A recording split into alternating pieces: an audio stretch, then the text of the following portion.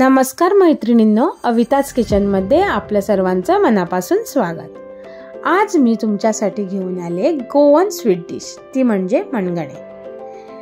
ही जी dish आहे ती आपण चण्याच्या डाळीपासून बनवली जाते। जसं आपण पुरण बनवतो तसंच कसं, मग ह्याच्यात जे ॲडिशनल आहे ते म्हणजे इकडे नारळ। गोव्याची कुठलीही डिश असू दे, नारळाशिवाय कंप्लीट होत नाही। हीच तर खासियत आहे गोव्याची।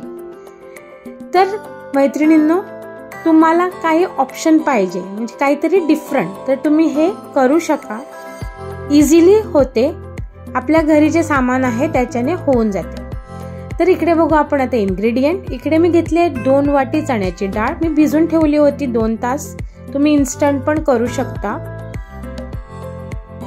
दुसरं इन्ग्रेडियंट म्हणजे इकडे मी घेतलंय खोबरं, किसून घेतलंय, तुम्ही बघू शकता। असे मी 2 वाटी खोबरं घेतलेलं आहे। ते मी आता खोबरं वाटून घेणार, पेस्ट करणार मी त्याची। त्याच्या अगोदर मी इकडे डाळ उकडून घेतली, 3 शिट्या मी मारल्या होत्या याला। तर जसं आपण पुरणला जी डाळ शिजवतो तशीच आपल्याला शिजवायची आहे, पण आपण इकडे पाणी ठेवतो।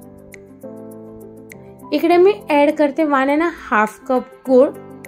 रफ असं चॉप करून घेतलंय मी गूळ, म्हणजे ते जसं आपण शिजवतो तेव्हा ते वितळून येईल, म्हणजे काही प्रॉब्लेम नाही, असंच आपण गूळ घेऊ शकतो। आता आम्हाला हे शिजून घ्यायचं आहे बऱ्यापैकी। तर मैत्रिणींनो, तुम्ही माझं चॅनल सबस्क्राईब नाही केलं असेल तर प्लीज माझं चॅनल सबस्क्राईब करा। व्हिडिओ आवडला असेल तर त्याला लाईक करा आणि शेअर पण करा। आता इकडे गूळ वितळलेला आहे, तुम्ही बघू शकता, उकळी आलेली आहे। आता मी टाकणार ह्याच्यात जी मी पेस्ट बनवून घेतली आहे नारळाची, ती। तुम्ही इकडे नारळाचं दूध पण घेऊ शकता, त्याच्याने खूप चांगली चव येते। तर आता आपण ह्याला मिक्स करून घेऊया।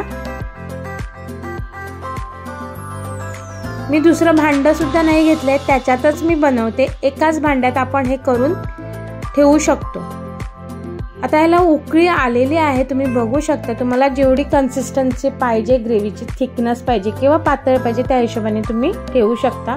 इकडे मी घेतलंय 3/4 कप साबुदाणा, जो मी भिजून ठेवला होता तो मी आता टाकते। साबुदाणा ह्याच्याने मस्त अशी चव येते। आता ह्याला थोडंसं आपण उकळी काढून घेऊया। ह्याची जी कन्सिस्टन्सी आहे ती थोडीशी गाढी पाहिजे, म्हणजे त्याची चव खूप चांगली येते। तुम्ही बघू शकता इकडे आता ही जी आहे गाढी होत चालली आहे। ह्याच्यात मी ऍड करते 1/2 कप काजू।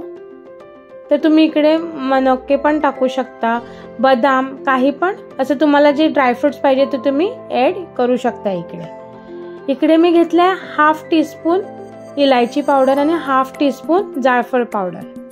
ह्याच्याने मस्त असा सुगंध येतो, म्हणजे हे फायनल टचअप साठी आपल्याला द्यायला पाहिजे। आणि असं मिक्स करून घेऊया आणि गॅस बंद करून घेऊया। जास्त शिजवायची गरज नाही, जेव्हा आपण ऍड करतो हे पावडर त्याच्यानंतर जास्त शिजवायची गरज नाही। तर आपली ही डिश रेडी आहे।